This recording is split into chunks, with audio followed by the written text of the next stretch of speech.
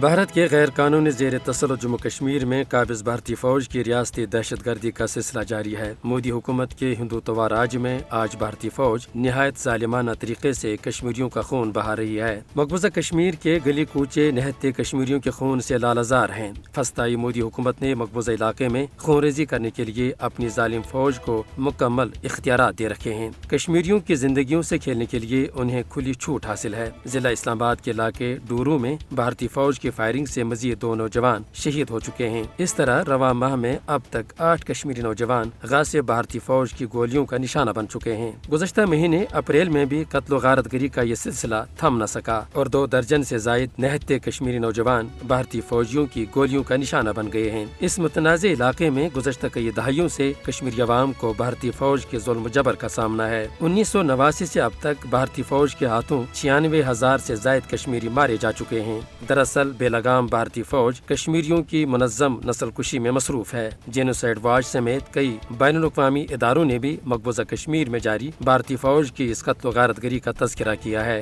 ہندو انتہا پسند نریندر مودی کی سرکار جابرانہ ہتھ کنڈوں اور کشمیری نوجوانوں کے قتل عام کے ذریعے اہل کشمیر کی جائز آواز کو دبانا چاہتی ہے، تاہم قتل و غارت گری کا سہارا لے کر بھارت کشمیریوں کو زیر کرنے میں ہرگز کامیاب نہ ہوگا۔ اسی طرح یہ بجا طور پر بین الاقوامی برادری کی بھی اولین ذمہ داری ہے کہ وہ مقبوضہ جموں کشمیر میں قابض بھارتی فوج کے ہاتھوں نہتے کشمیریوں کے قتل عام کو روکنے کے لیے اپنا جاندار کردار ادا کرے۔